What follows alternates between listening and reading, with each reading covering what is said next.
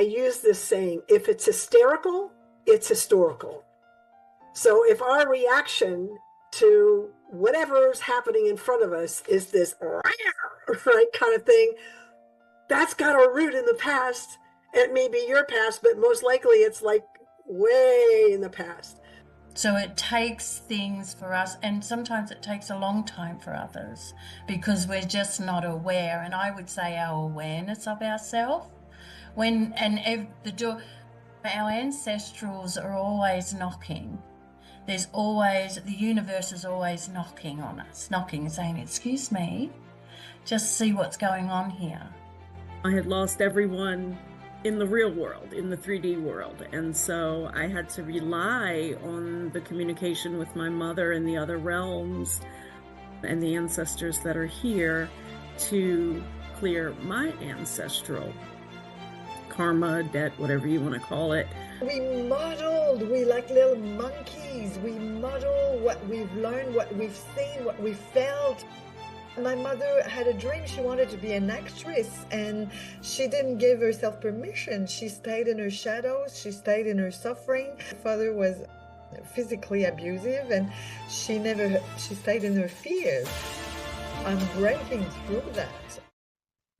Hey everyone, it's Sophia from Sacred You. Thank you so much for being here. A quick message before we dive into today's discussion. You may have been watching our videos, but have not had a chance to hit that subscribe button.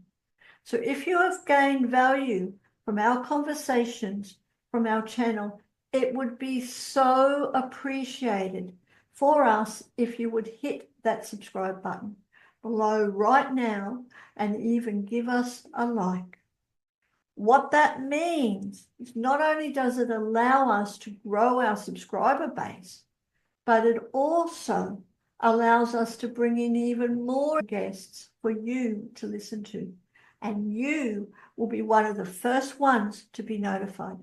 So please hit that subscribe button and let's get started on today's wonderful panel discussion.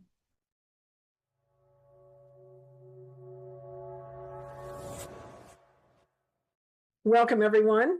I'm Elizabeth Kipp. Welcome to Ancestral Imprints, Unpacking the Gifts and Burdens of Our Lineage. This panel discussion explores the deep impact of ancestral imprints on our lives, both as gifts and burdens. We'll discuss how the experiences, beliefs, and traumas of our ancestors shape our behaviors, our choices, and our emotional landscapes.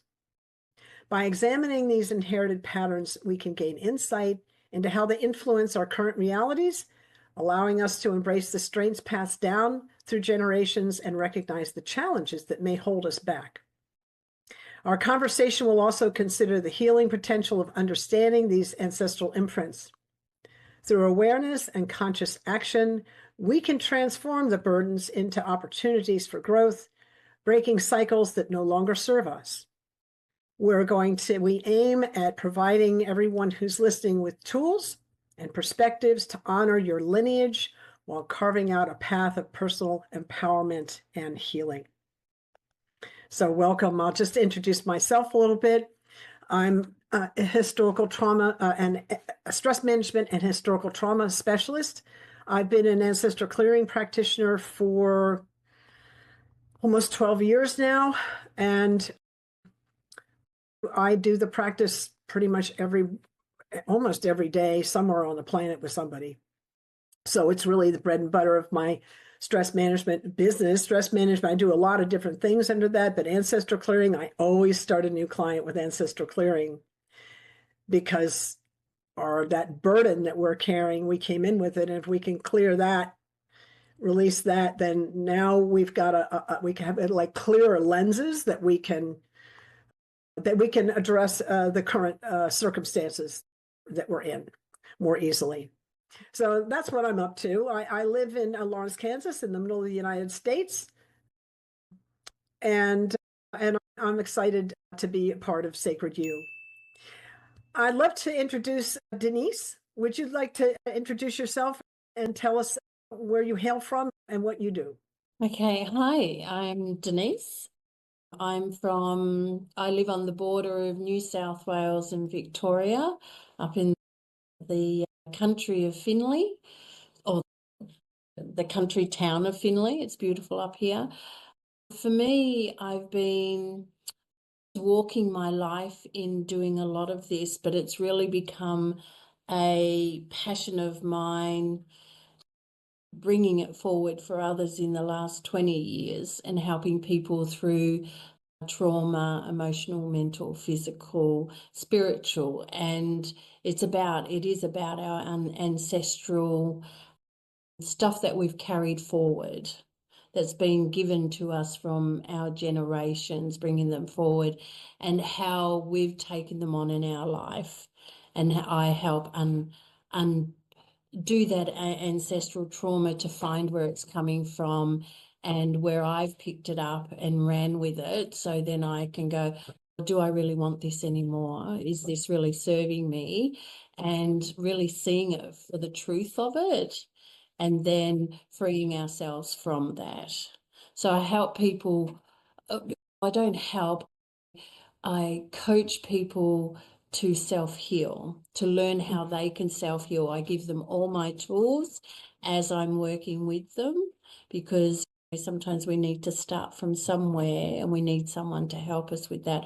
But my journey with people is sharing this with them so they don't need me anymore, so they can then go and do it for themselves and pass that on to the next generations. I just love that so much. Yeah, because this is we've all have this, but we've forgotten it. And that's an ancestral thing. So it's about coming back and finding the truth of ourselves and living our essence. Yeah.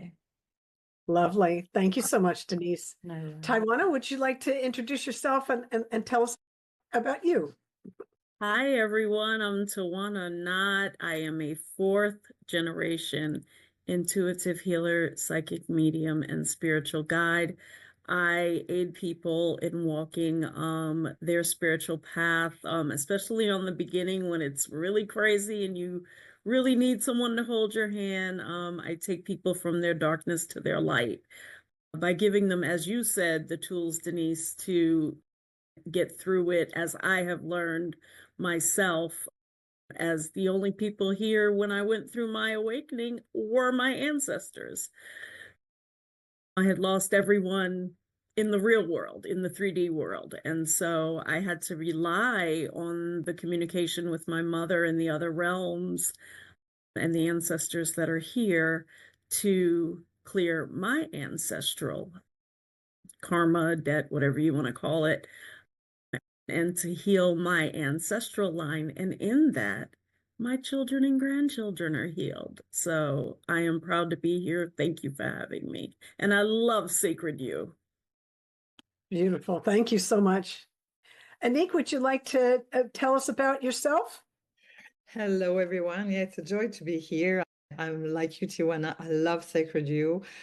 Such a beautiful, loving, safe container for us spiritual leaders. And yeah, I feel very much at home. So I'm Anick Patry. I am French Canadian. I'm from the snow, but I've been living in Sydney, Coogee Beach in Australia by the sea. That was my dream, and I made it happen with God, with the universe. And yeah, I've been here for 24 years, I think now. So I'm a mermaid. I love the water. It's my elements. I'm always in the ocean. My mission on this planet is to empower spiritual leaders to embody their highest lucrative joy and to own their creative power.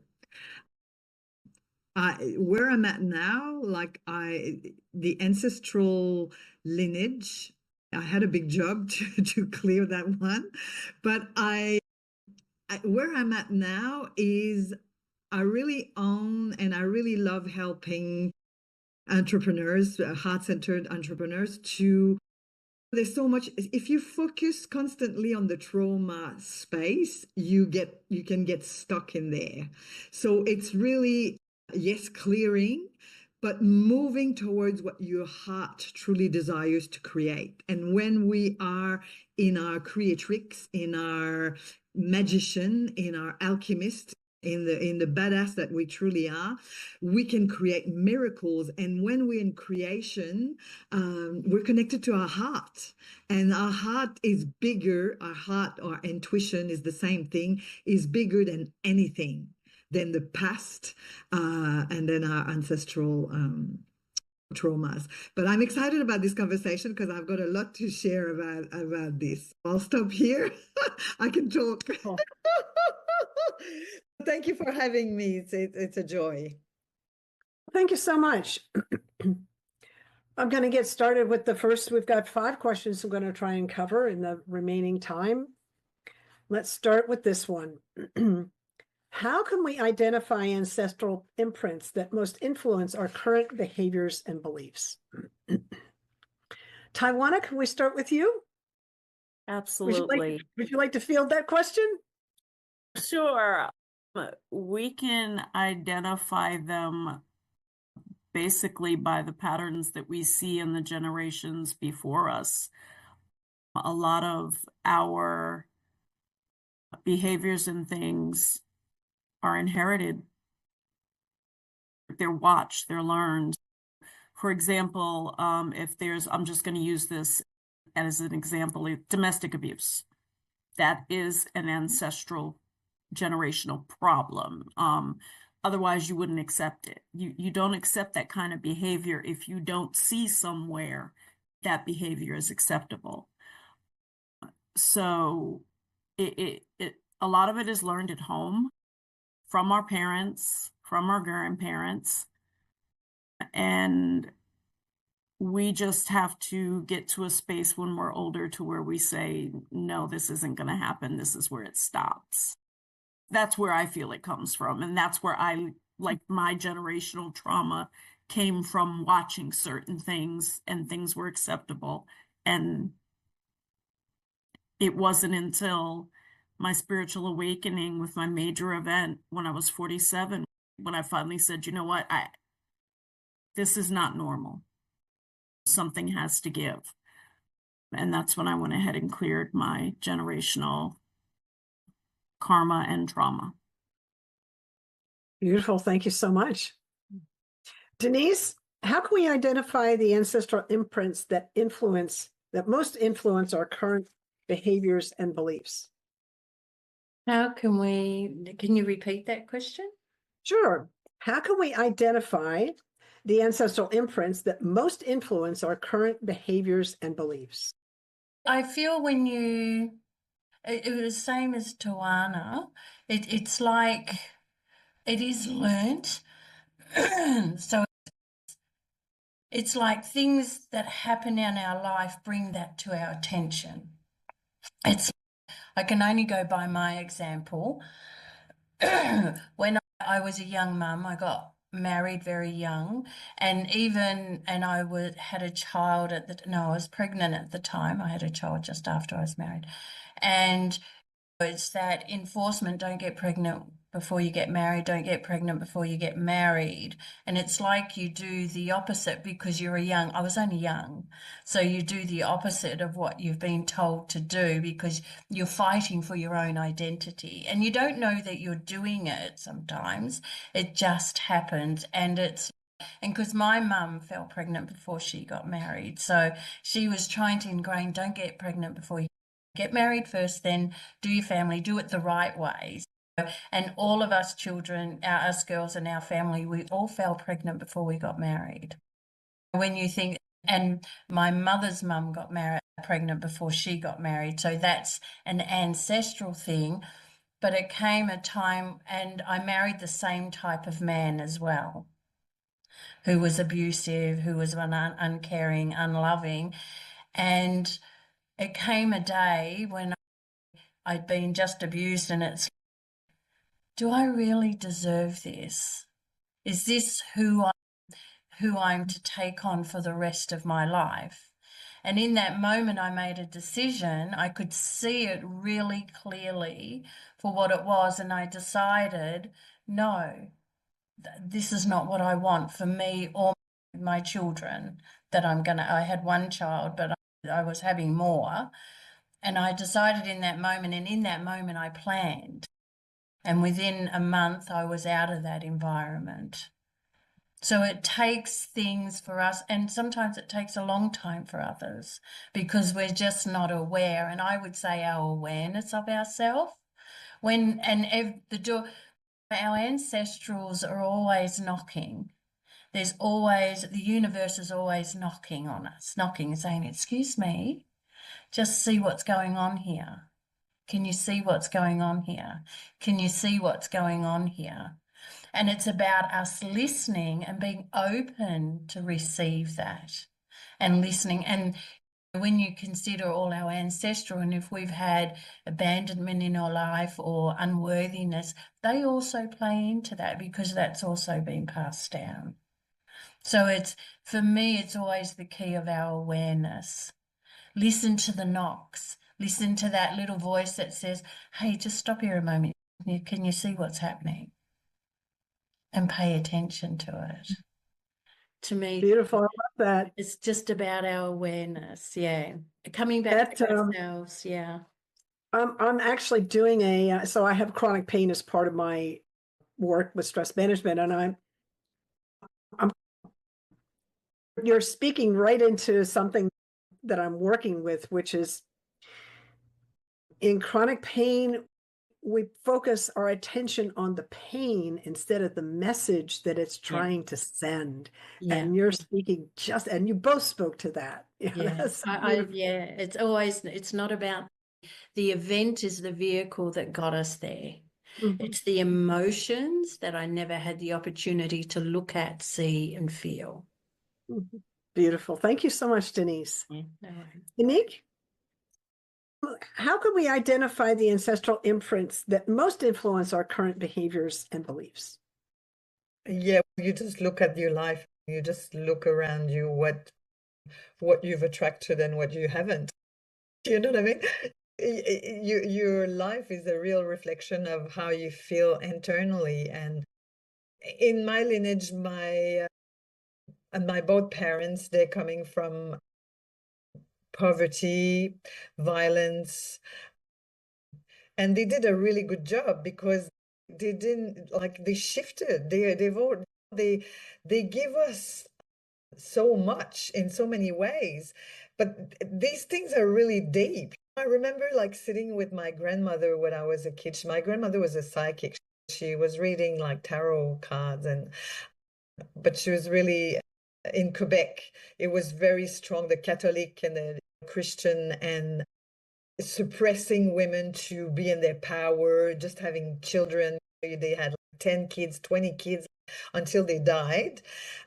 And so my grandmother was she was hiding her gift because she wanted to belong with it. She wanted to belong. That's what we all want. We want to be loved and belong. It's so deep in us.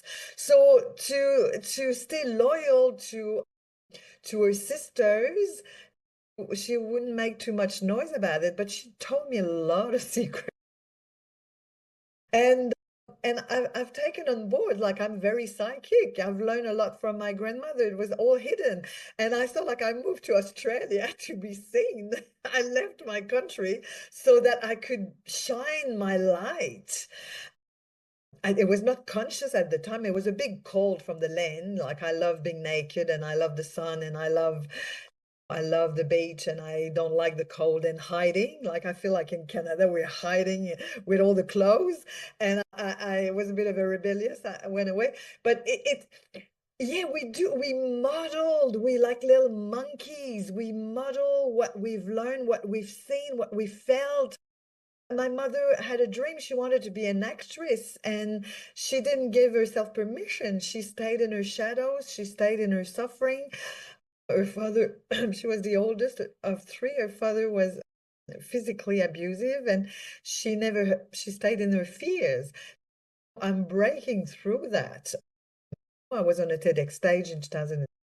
I'm breaking through. I'm choosing differently, but it requires a huge amount of courage and so much compassion, and keep choosing and re-choosing again and again on a daily basis who you're choosing to be.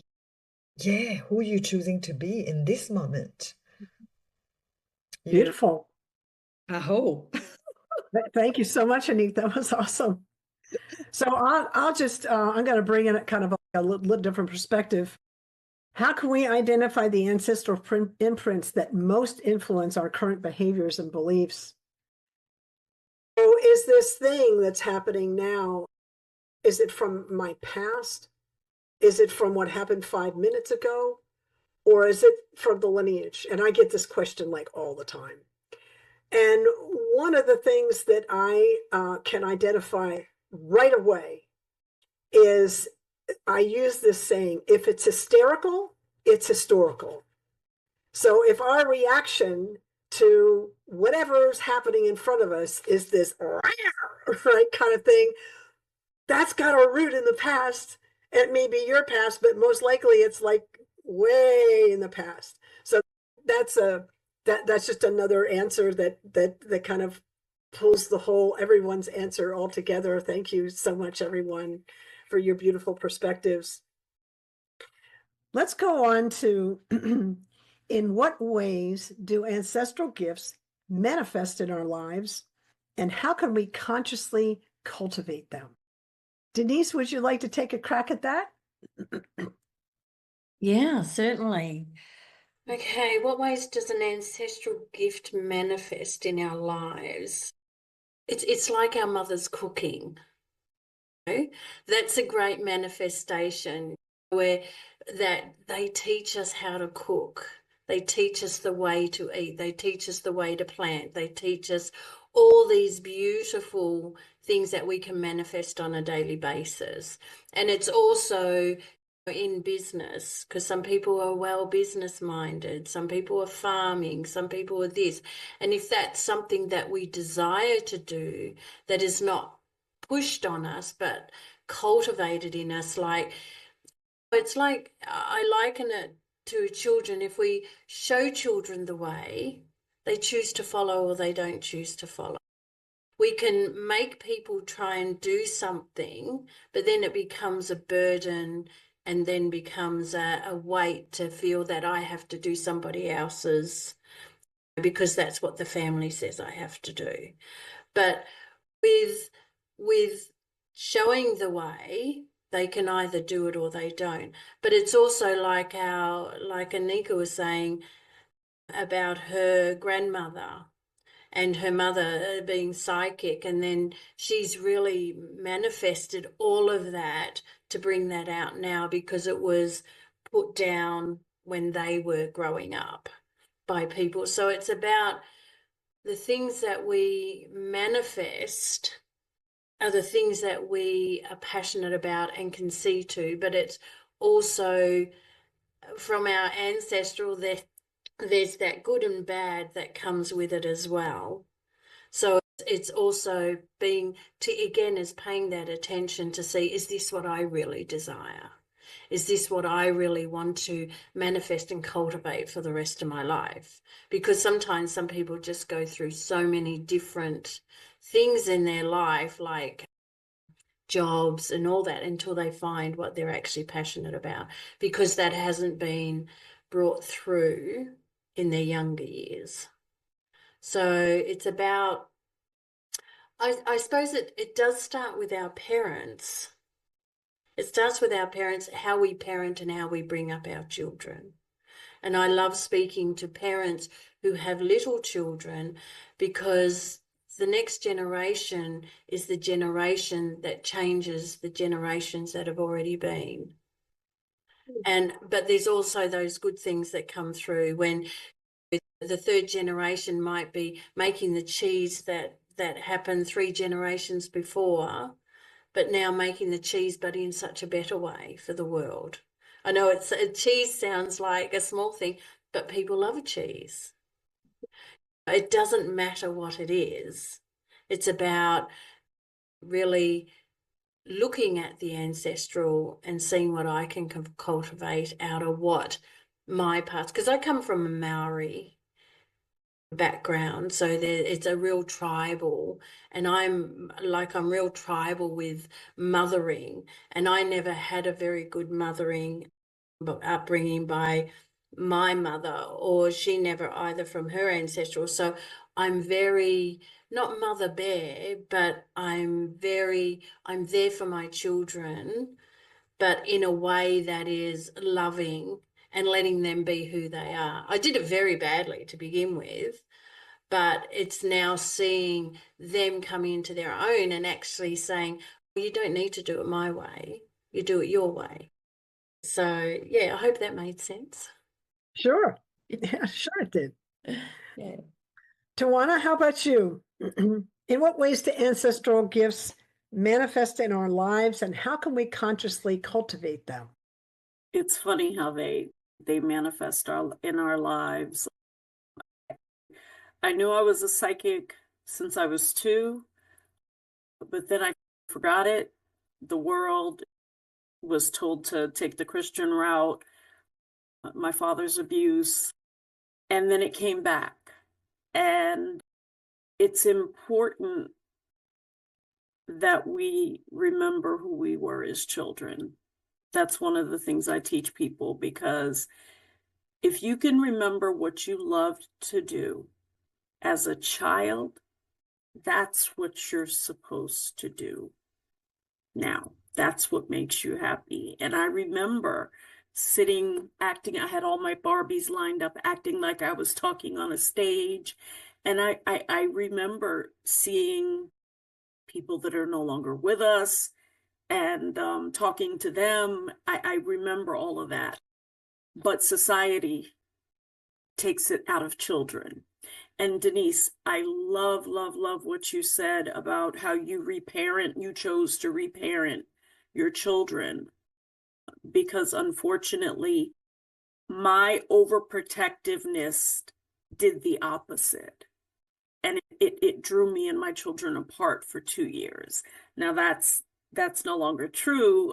They'll actually be here visiting me in 2 weeks, but it's important that we do that. It's important that for our children, before we have children, we need to understand that they are worth us dredging up the ancestral trauma and getting rid of it before they come. And if you guys are wondering why that light is flashing, that's my pop. He controls this light. But yes, as a psychic, as somebody who's known I was psychic since I was 2, it's interesting, and it's an honor to accept this from my lineage. It's an honor when I walk out of my bedroom door and my Gigi from Ireland says, "Where's my tea?" So I get to see that side of it too. But I'm sure you do, Anick, as well, being a psychic. But yeah, it's important to pay attention to children and what we love as children, because 9 out of 10 times, that's why we're here. Thank you so much. In what ways do ancestral gifts manifest in our lives, and how can we consciously cultivate them? It's such a beautiful question. I really resonate and love what Tywanah just shared, and Denise as well. It's so true. Like when I was a kid, same thing. I had my dolls, and then eventually the little kids of the street coming in the garage or the basement, and I had them sitting in the little chairs, and I was wearing my mom's clothes, and I was makeup and all the things, and I was talking about self-love and self-confidence, and I was already a speaker, like I was already a teacher and a speaker, talking about really deep stuff at 5, 6 years old, like a little girl, like already channeling God's message and the universe message through me. And then I shut down fears, teenage time. I got into sex, drugs, and rock and roll, and I went into the dark side of everything and rebelling and suppressing my gift because they were not appreciated actually I was a threat, and my parents were quite scared of my power, because that's our superpower. When we're powerful women, and then when we start to be sexual and all that energy, and seeing that I had a best friend in my wardrobe. I was terrified of the word. I had a speech impediment. I was really scared, and I was hiding. I had a massive wardrobe, like I had a part in my wardrobe, but I had a best friend that no one could see. That was my spirit guide, my guardian angel, and no one could see that best friend. I could see my best friend, and I was always talking to my best friend and asking advice. I felt safe that way, and I felt understood that way, and like then you become an adult, and then you're looking for your tribe to be understood. Can you receive my message? You know what I mean? I tell you, you're more powerful than anything. Is that answering the question? That with the ancestral gift. So yeah, ancestral gift. My two grandmothers were really. My other grandmother was on my father's side. She was Indian, Native American Indian. So I've got all this shamanic. It's all there, like all there. My connection to nature. I hear the trees whispering. I call the whales. They come and they breach in front of me. I call them in. You can call in whatever you like when you're in tune with your true nature, and you really connect with the depth of your soul and heart. And yeah, it's incredible. So I'm grateful for that, because I haven't been educated around. I had to go and take courses and learn myself. I learned the hard way, and I'm still learning. I'm an eternal student and eternal teacher, eternal student. I think we all are. But I'm glad that my consciousness have expanded, and that I can look after little Anick and give her the best life. Beautiful. Thank you so much.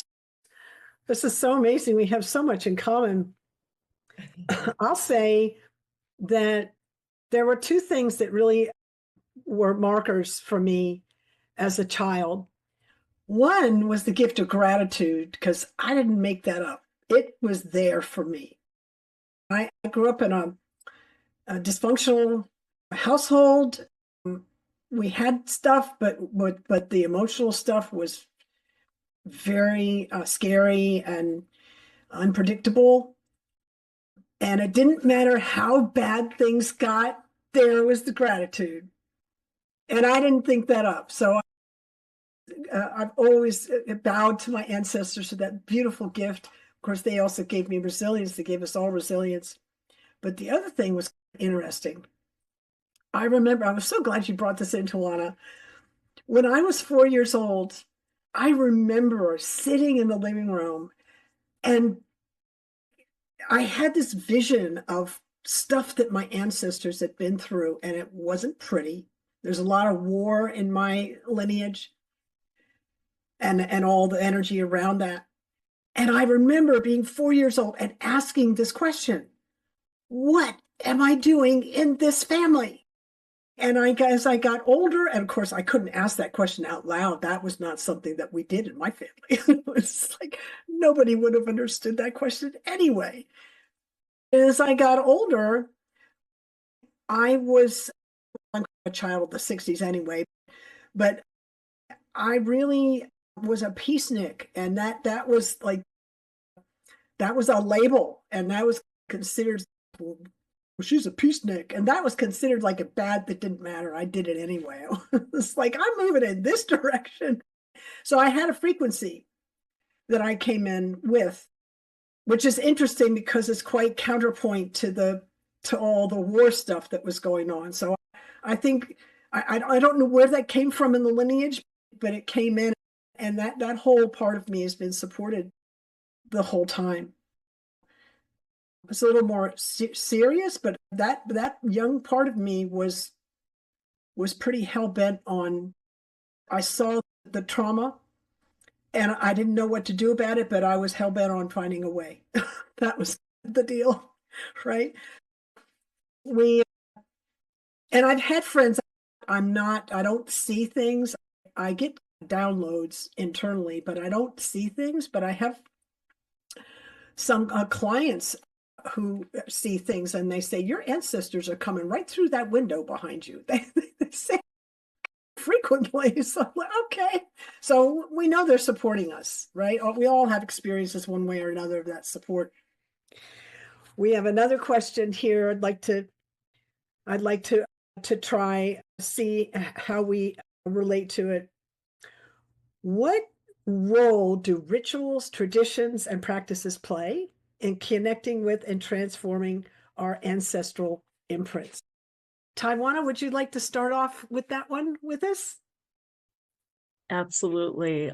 Ooh, rituals and things like that, they play such a huge role in our relationship with our ancestors.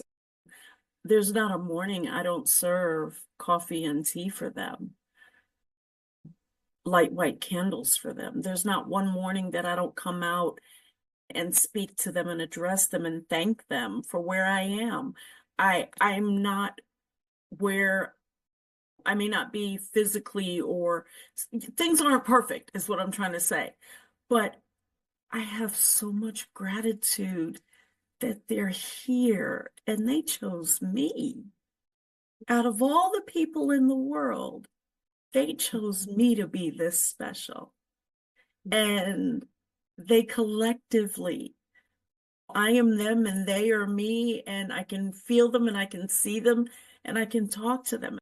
And it's huge. It makes a huge difference in life because they see that as gratitude. They see that as us being grateful for their protection. Take a left, not a right on the way home. Take the streetway, not the highway. They see that as gratitude for their direction, for their instruction, for their struggle, for them having to hide their gifts. My Gigi, my fourth, it's too many G's to say, but she's my fourth great grandmother, and her name was Jerusha. She's Irish, my little 4'2" over there. Stood up to me after I made a TikTok live, and she goes, "How dare you?" And I'm like, huh? And she goes, "When you were on that thing, you let people call you witch and disrespect. How dare you? We waited for you. We couldn't speak. How dare you?" I really had to think about that. She wasn't allowed to practice. She wasn't allowed to speak about her gifts and what she saw. I had a plane ride right after that, and normally I'll fall asleep. I was awake the whole time, really digesting the fact that the first psychic in my family who passed all of that energy down to me couldn't even speak, and I allow people in today's time to disrespect me in my life. My rituals play a huge part in my gratitude practice with them, and they are really thankful for it. And you do manifest faster when you do that, because if they can entrust you with what they have now, what you have now, and you're grateful for that, then how can they not trust you with more? And that's not just monetary. I'm speaking level ups in your gifts and things like that. That's how my gratitude, my ancestral, my practices and rituals honor them. Beautiful. Thank you. Thank you so much. Thank you. I think what do rituals, traditions, and practices play in connecting with and transforming your ancestral imprints? Yeah, if I understand the question correctly, like rituals are a way. Rituals can be Christmas, birthdays, like any form of celebration, or someone die, you have a funeral. It's like a ceremony, a sacred ceremony, and a ritual could be a sacred ceremony, but is it like a gathering where we honor something or do something like, okay, I'll give you an example. I love cacao dancing ecstatic dance. I do ecstatic dance, drink cacao, and that's to me like it's like a ritual. It's a ritual, and I'm intentional in everything I do. I'm intentional.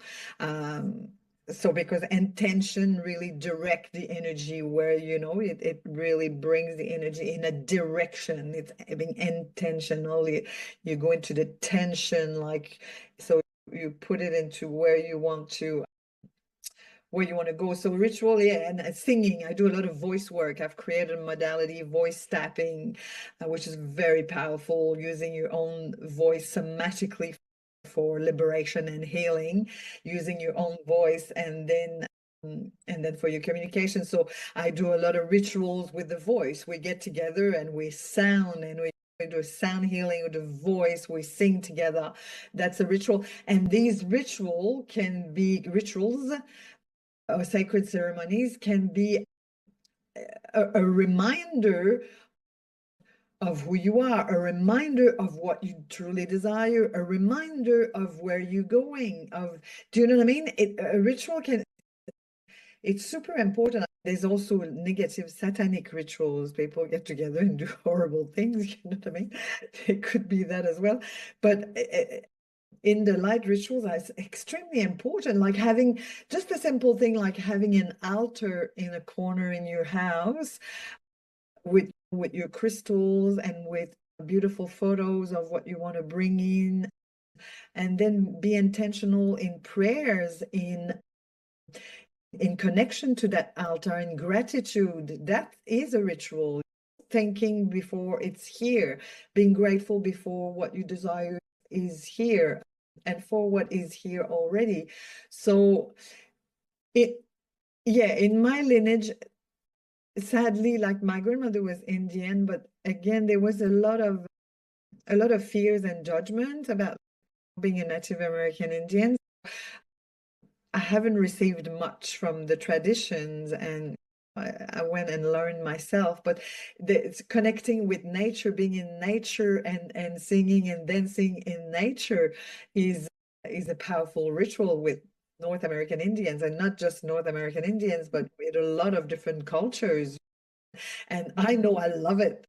I love walking barefoot on the land and dancing and singing and really expressing myself in a way that is liberating, that is, I take my place in the world.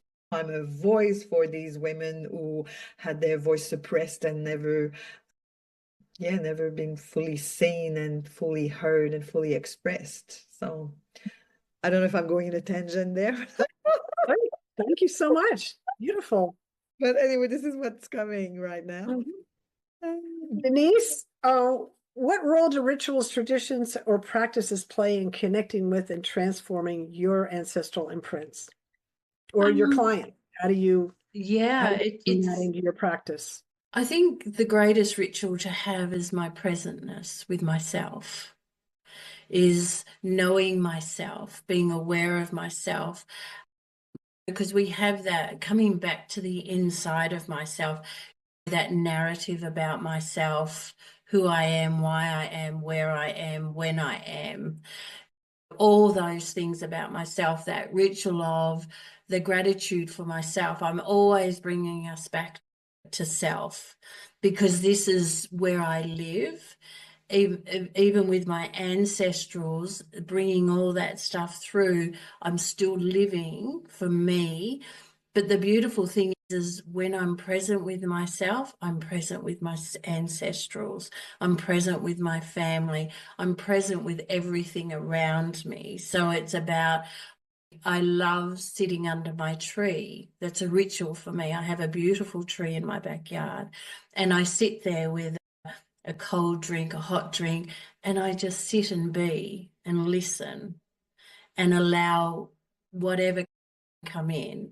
And I know my ancestors are all around me who guide me and show me. But the beautiful thing is when I'm creating my rituals and moving through all my stuff, it helps them move through all theirs. Tywanah was saying about her grandmother, she never got to do what Tywanah does now. But by Tywanah doing it, she shows her grandmother how to let go and have the gratitude for her granddaughter being able to do it. So our rituals help heal our ancestry as well. And our ancestry helps heal ourselves as well. So it's creating those rituals of our own internal narrative towards ourselves, asking ourselves the questions, paying attention to ourselves, knowing ourselves intimately, utterly intimately, the good, the bad, the ugly, the magnificent, because then I expand out from there, forward, backwards, and now. Yeah. Beautiful. My goodness. Thank you so much for sharing that. I'll just add, I have an altar that has pictures of my family going back as far as I can. But it's also got things like it's got a shark tooth that my mom, a big, huge megalodon tooth that my mom found. And I have a couple of very, like an old Nautilus shell, which is pretty cool for an ancestral clearing person. It's that multi-chambered shell. It's amazing how they grow. It's also a fossil. So really going way, way back on the altar is just that. And then the other thing, I'm so glad you brought that silence thing in, because I asked myself this question some years ago.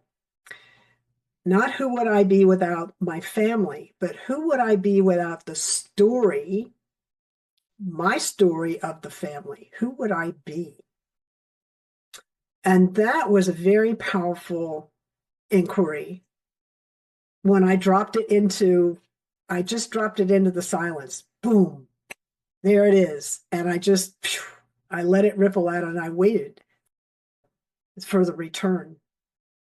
And that's a very powerful inquiry for anybody in terms of just getting in touch with the truth of who you are and who the ancestors were, not so much the story maybe that you heard about your family. Thank you, everyone. I'd like to just go around with each person and just ask here at the end, Tywanah, do you have an offering? Do you want to tell us what you're up to going forward? How people could, I think we'll have your links put in when this gets posted. Yes. There are, I'm pulling them up. I want to get the name correct, so please forgive me. There is a daily reflections journal that I'd like to offer, and it just asks you to reflect every day to find out where you are, who you are, what you want to be in that moment, and it's for a week. I'm a huge journaler. I've probably got 5 on my desk because I like to keep them. Some of them also hugely organized, so I like to keep separate ones for separate things. But I hope it becomes a blessing for you guys as it was for me. And it was when I first started my journey. These are some of the questions I asked myself. Beautiful. Thank you. We'll be looking forward to that. And we can find that through the website, through the links that we'll put underneath. Make sure Sophia gets the links so she can put them in the comments. Okay.